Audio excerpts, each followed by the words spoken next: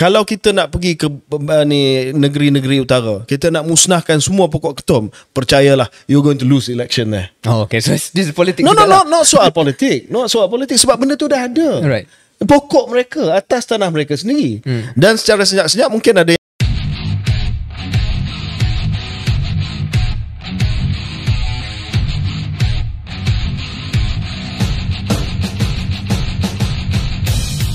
kita dah bincang panjang lebar tentang tabung kewangan Asia, tentang insentif ataupun industri perfilman antarabangsa di Malaysia. Itu belum lagi kita bincang soal industri filem tempatan.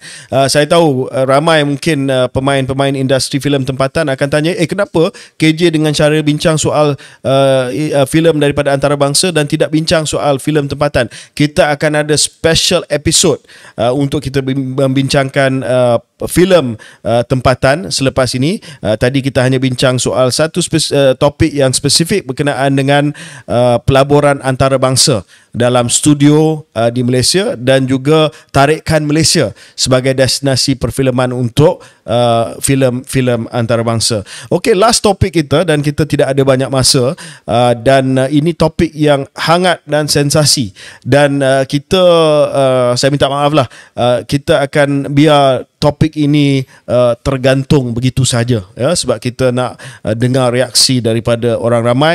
Saya gunakan pentas keluar sekejap ini untuk membuat satu cadangan dasar yang dahsyat, hebat dan luar biasa. Dan ini dibuat untuk mencetuskan public debate, dan bagaimana kita dapat melihat ini sebagai satu dasar ataupun polisi yang realistik ataupun tidak. Syaril, saya baru-baru ni baca dalam berita pada 4 hari yang lepas, penjawat awam jual air ketum di sekitar Putrajaya. Yes, hari ni kita nak cakap soal ketum, ya. Ketum adalah pokok ketum adalah pokok yang indigenous di Malaysia. Maknanya yang terdapat di Malaysia. Bumi Putra. Pokok Bumi Putra. Pribumi. Pokok pribumi. Ya. Dia asal di sini, ya. Pokok ini tidak dibawa daripada negara lain. Pokok getah dibawa daripada negara lain. Pokok kelapa sawit dibawa daripada negara lain. Did you know that? Brazil, yeah. You knew that, right? It was rubber trees and oil palm not indigenous to Malaysia. Ketum is. Ketum, ya. Tetapi seperti mana yang kita semua tahu, ketum adalah sesuatu yang dilarang dari segi undang-undang, ya. Tetapi kalau kita pergi belah utara, kita pergi Perlis, kita pergi Kedah, malah kita pergi Pulau Pinang, akan jumpa pokok ketum. Pernah tengok pokok ketum di ni? Pernah tengok belah utara. Pernah try? Dia tak legal lah. Tak legal. Kita jawab nanti off air. Cuma untuk penyelidikan boleh lah. Saya menyelidik. Menyelidik. Okey. Macam mana pun, kita ada masalah yang besar. Sebab pokok ketum memang ada di rata-rata di negara kita. So, tanpa kita masuk soal detail cadangan ini, saya nak utarakan satu cadangan dari segi konsep dia. Syaril, saya tengok dari segi seorang Menteri Kesihatan dulu. Saya dah study isu ketum ni dah lama.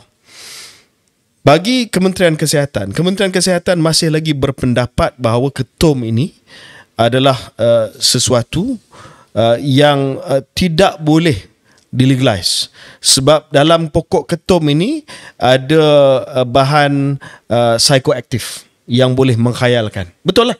Betul.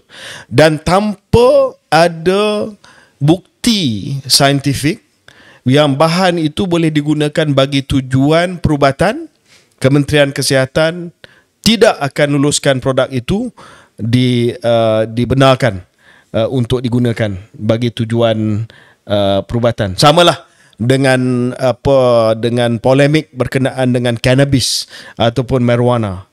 Janji produk tersebut ada penggunaan ataupun ada faedah perubatan, boleh diluluskan. Contohnya morfin. Morfin adalah opioid, ya, opioid yang tak dibenarkan. Tetapi oleh kerana ada bukti bahawa morfin itu boleh digunakan dalam keadaan tertentu dalam perubatan, morfin dibenarkan. Tapi cannabis dengan ketum belum sampai tahap tu, walaupun research sedang berlangsung. Research sedang berlangsung.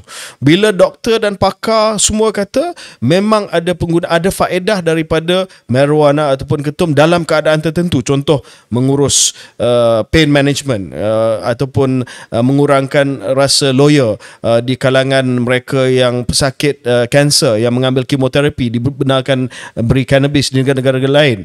Sehingga dapat kelulusan ataupun sehingga dapat kata putus daripada pakar, kita tak benarkan.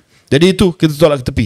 Ini bukan cadangan nak kita halalkan ataupun nak kita benarkan penggunaan ketum di negara kita. Ketum masih lagi tidak dibenarkan. Tapi saya nak selesaikan satu masalah yang rumit ni, Syaril. Saya tahu bahawa ada ketum di bahagian utara negara kita. Saya juga tahu bahawa ada setengah negara yang membenarkan penjualan ketum. Sebagai contoh, ketum di Amerika Syarikat $1 billion industry now. Sana dia tak panggil ketum, dia panggil kratom. Dia jual untuk pelbagai penggunaan lah. Tapi di Amerika Syarikat ni, dia sistem negara persekutuan federal. Ada setengah negeri, wilayah yang benarkan ketum, ada setengah negeri yang tak benarkan ketum. Tapi ada setengah negeri yang benarkan. Dan mereka banyak beli daripada jiran kita, Indonesia. Dan Thai sekarang ni pun sedang melihat peluang untuk menjual, sebab dulu dia tak boleh ekspor, sekarang ni kata nak ekspor kepada Amerika Syarikat. Cadangan saya, Syaril, ketum adalah benda yang indigenous, pokok peribumi kepada Malaysia. Kita tak boleh jual di Malaysia. Kita tak boleh guna di Malaysia. Kerana di Malaysia, Kementerian Kesihatan Malaysia kata ketum ini tak boleh digunakan sebab tidak ada bukti dan boleh menghayalkan. Tetapi kalau negara lain menggunakan ketum ni, kenapa tidak kita ekspor? Kita ada prosedur yang ketat. Maksudnya, hanya lembaga ketum sebagai contoh. Lembaga ketum diwujudkan, dia saja yang boleh beli pokok ketum, dan dia saja yang boleh proses, dan dia saja yang boleh ekspor kepada Amerika Syarikat. Pekebun kecil ketum, daripada kena tangkap dengan polis, mereka boleh jual ketum mereka dan dapat pendapatan $1,000, $2,000 setiap bulan.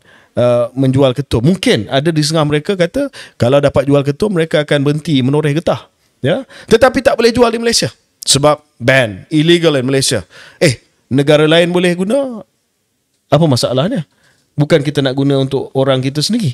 Kita ada tight export condition. Dia tak boleh tumbuh merata-rata. Kita kata okey, kalau nak jadi sebahagian daripada pekebun kecil yang nak ekspor, kena daftar dan kena ada cek daripada polis, kena cek daripada KKM, dan hanya boleh jual kepada lembaga yang akan terus ekspor kepada negara luar. What do you think?